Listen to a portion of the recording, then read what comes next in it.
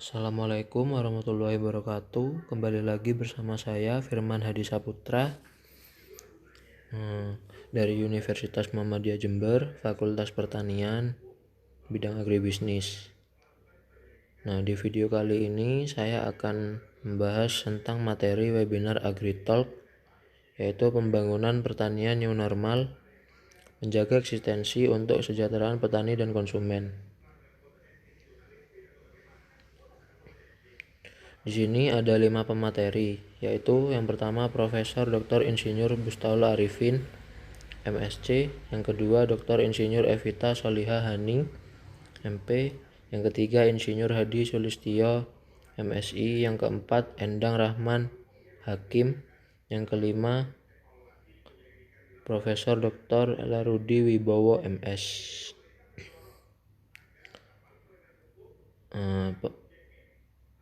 Yang pertama yaitu disampaikan oleh pemateri yang pertama Profesor Dr. Bustanul Arifin, yaitu peran Perhepi dalam mendorong adaptasi pelaku pertanian terhadap situasi normal baru.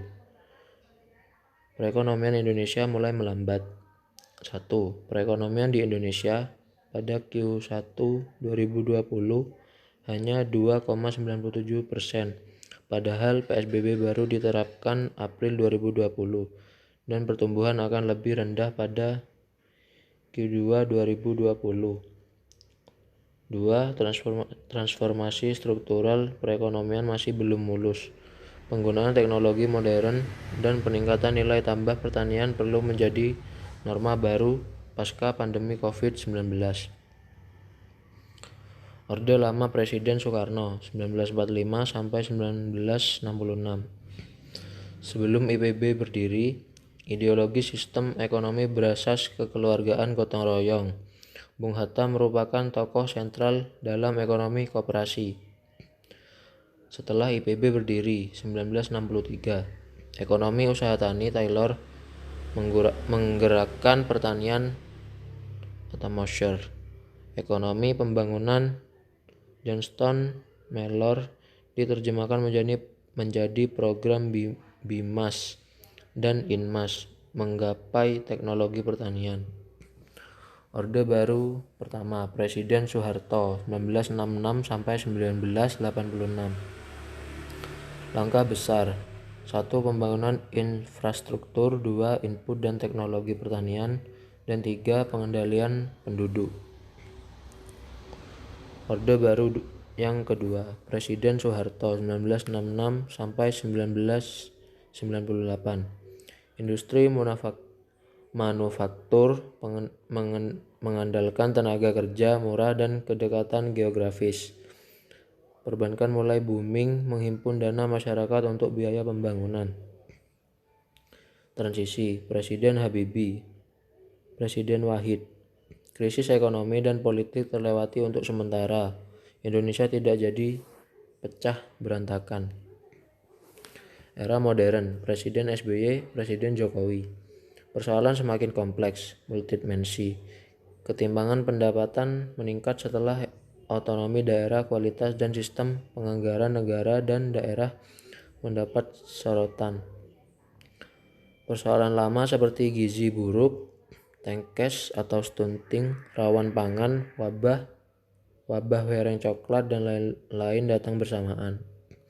Pandemi COVID-19 pemicu krisis pangan. Peringatan FAO, IFPRI, dan lain-lain krisis pangan baru. Krisis pangan tidak ditandai lonjakan harga pangan, tetapi karena kontraksi ekonomi. Di Indonesia dan negara berkembang, banyak orang tidak dapat bekerja, terkena PHK, dan harus tergantung bantuan pangan.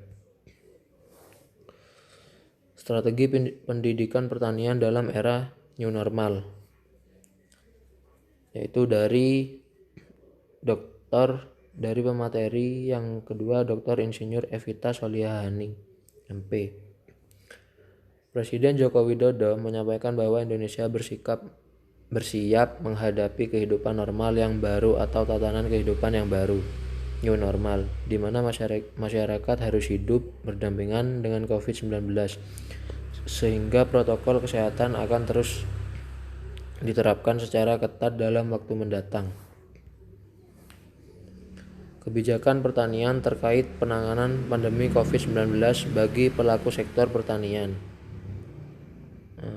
Ini disampaikan oleh pemateri berikutnya, yaitu yang ketiga, Insinyur Hadi Sulistyo, MSI. Kebijakan mengancam ketahanan pangan. Dampak COVID sektor pertanian. A. Belum meratanya distribusi. B. Pasar berkurang akibat pembatasan mobilitas, jam operasional pasar, jam kerja restoran, dan tutupnya kantor. C. Kelebihan suplai di tingkat petani sehingga menyebabkan harga jatuh. D. Penurunan penghasilan dan penurunan daya beli petani. Tantangan ketahanan pangan di masa pandemi COVID-19. Tetap berproduksi, konsumsi atau kuantitas dan kualitas, distribusi antar provinsi dan pulau, harga cenderung tidak berpola, kekeringan. Strategi penguatan pembangunan pertanian berkelanjutan, yaitu yang pertama, meningkatkan ketersediaan pangan melalui peningkatan produksi dan penganekaragaman produksi pangan. Yang kedua, meningkatkan mutu pangan dan penganekaragaman konsumsi pangan menuju peningkatan status gizi masyarakat. Yang ketiga, regenerasi petani dengan memperluas kesempatan menjadi petani milenial. Membuka kunci pertanian digital. Petani seringkali hanya bisa menjual untuk perantara dengan harga rendah, karenanya menghasilkan margin tipis. Tanaman biasanya dapat melewati 6 ke 7 perantara sebelum berakhir di konsumen. Mayoritas petani kecil tidak dapat ditagih karena usia, tidak ada agunan, atau tidak ada riwayat kredit, maka bisa tidak membeli input berkualitas baik. Mempercepat inklusi keuangan. Kelompok petani menggunakan penilaian kredit alternatif, jaminan tidak diperlukan. Waktu pemrosesan lebih cepat daripada perbankan tradisional. Individu, pemberi pinjaman dapat memilih proyek mana petani atau dipinjamkan uang. Terima kurs yang bagus. Bagaimana menjaga irama suplai dan demand tetap stabil dan seimbang? Mengembangkan kemampuan makanan lokal, termasuk bagaimana upaya mengganti impor pangan. Substitusi gandum dengan tepung jagung, sorghum, singkong, dan lain-lain. Mengembangkan agribisnis inklusif pedesaan. Meningkatkan daya saing komoditi makanan melalui meningkatkan produktivitas, pengembangan teknologi benih, dan budidaya berbasis bioteknologi modern. Diversifikasi untuk konsumsi makanan lokal. Meminimalkan bias konsumsi beras, mengurangi ketergantungan pada makanan impor, mengembangkan potensi produksi pangan lokal, program transformasi kebiasaan makan. Bagaimana menjaga semangat petani? Mengurangi kerentanan petani akibat COVID-19 baik terkait aspek kesehatan, pengetahuan terkait COVID-19, produksi maupun ekonomi. Membantu melonggarkan distribusi hasil produksi petani. Pemerintah harus hadir dalam aspek distribusi produk dan pelayanan saprotan. Revitalisasikan kelompok, manfaatkan medsos, kembangkan solidaritas sosial di antara pelaku ekonomi pertanian. Terima kasih.